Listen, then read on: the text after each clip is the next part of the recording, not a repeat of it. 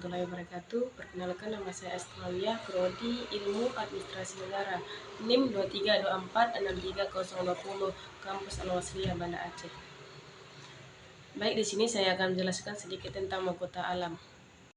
Sebelum Belanda masuk, Aceh merupakan daerah kerajaan. Kerajaan tersebut menganut sistem keberagaman Islam, sehingga pendidikan berjalan dengan sendirinya adalah pendidikan yang bernuansa Islam. Tempat pendidikan dimulai terutama di Maunashah, Rangkang, dan Dayah. Dayah yang terbesar di berbagai wilayah di Aceh sangat menentukan watak keislaman yang kemudian berkembang.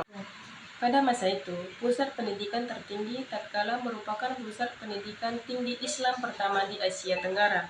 Lembaga ini banyak berjasa dalam menyebarkan Islam dengan banyaknya ulama dari alumni.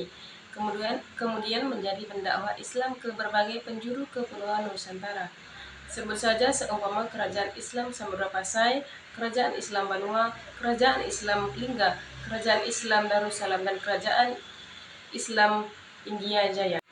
Kanon Mahkota Alam adalah sebuah undang-undang dasar kerajaan sebagai penyempurnaan peraturan-peraturan yang telah dibuat sebelumnya. Dalam Kanon Mahkota Alam, di atas segala ihwal yang berhubungan dengan negara garis besar, baik mengenai dasar negara, sistem pemerintahan, pembagian kekuasaan dalam negara, dan lembaga-lembaga negara. Akar kanon ini adalah syariat Islam yang bernapaskan Al-Quran sebagai pedoman hidup berbangsa dan bernegara pada masa Kerajaan Aceh Darussalam. Fakta ini merupakan pengakuan dan pengabsahan syariat Islam sebagai sumber inspirasi dan tuntunan dalam kehidupan berbangsa dan bernegara ketika itu. Semua aturan hukum, adat, kebiasaan dibangun atas landasan syariat Islam.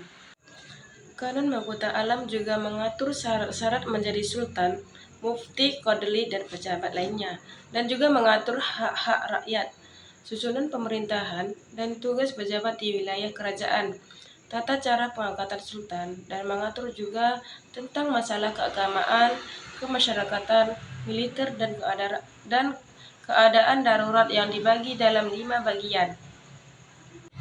Bagian yang pertama berisi hukum syariat sebagai hukum dasar atau undang-undang pokok yang mengatur masalah keagamaan, kenegaraan, kemasyarakatan, dan militer kerajaan yang bersumber dari Al-Quran, hadis, ijma, dan qiyas.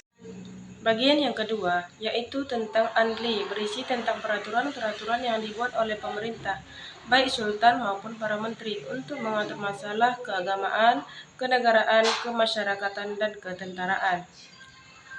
Bagian yang ketiga, hukum diaruri, yaitu undang-undang darurat yang langsung dibuat dan dijalankan oleh sultan sebagai panglima tertinggi angkatan perang. Bagian yang keempat, hukum nafsi, yaitu peraturan-peraturan yang dibuat istimewa khusus oleh sultan.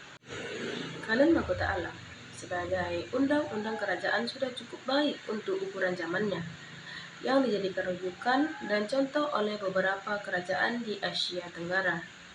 Ungkapan bijak mengatakan bahwa sejarah adalah cermin masa lalu. Belajar dari kearifan sejarah bukan berarti pundak memutar jarum jam ke masa Islam, tetapi bagaimana menjadikannya sebagai sumber kekuatan dalam menata kehidupan berbangsa dan bernegara masa kini dalam memprotes masa depan.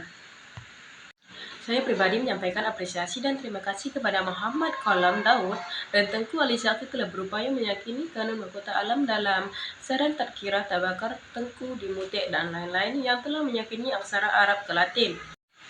Hal ini juga dapat menjadikan Kanon Mahkota Alam ini menjadi risalah yang lebih populer dan komunitatif. Cukup sekian dari saya, lebih dan kurang saya mohon maaf. Nasrun minallah wa batun qarib wa basiril mu'minin. Wassalamualaikum warahmatullahi wabarakatuh.